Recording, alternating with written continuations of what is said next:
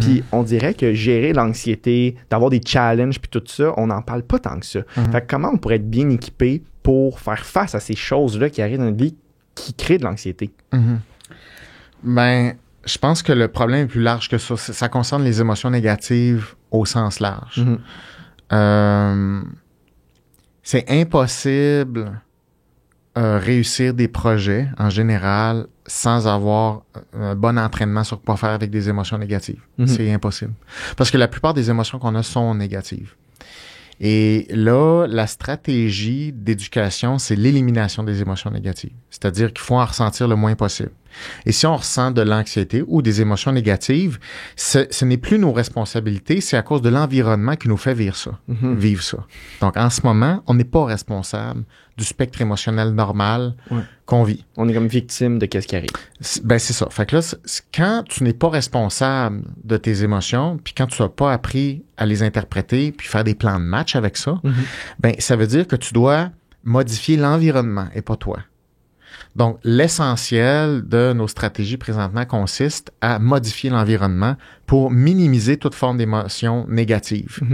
Donc, ça veut dire, en d'autres mots, que implicitement, on enseigne que l'environnement est toxique ou l'environnement est ce qui génère nos émotions négatives.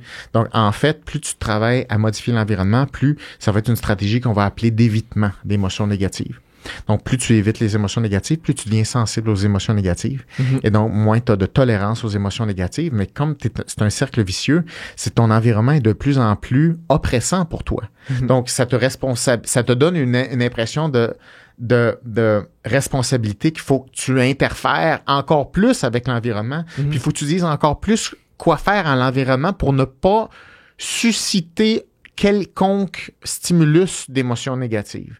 Donc, en ce moment, on est complètement obsédé sur la modification de l'environnement pour ne pas ressentir quoi que ce soit. C'est comme tantôt quand tu disais j'ai été perdu en forêt, ça s'est mal passé, la forêt c'est pas pour moi, je retourne plus jamais. C'est-tu le même concept? Ben, c'est comme si tu t'enfarges dans une racine, puis là, tu fais un plan de réforme contre les racines.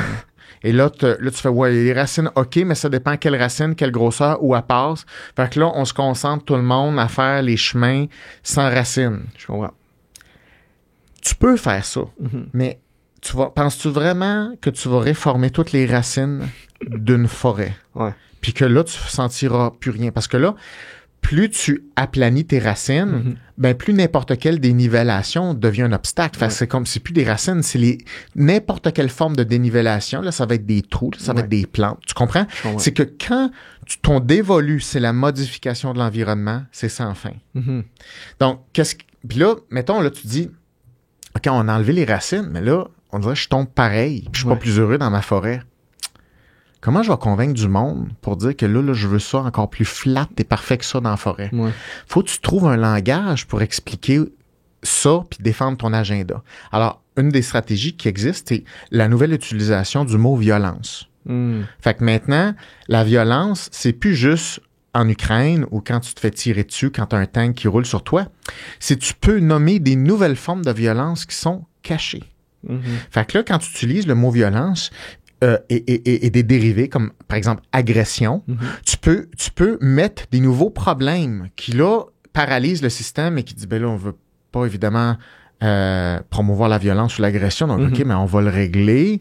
Mais c'est juste que psychologiquement, ça ne fait rien. Ça empire les choses parce que ça ne fait qu'éviter des émotions négatives et ça te fait travailler sur une forêt. Puis tu n'es plus en mouvement dans la forêt. Tu meurs là, de façon statique. Fait que ce serait quoi la stratégie pour pallier à ça?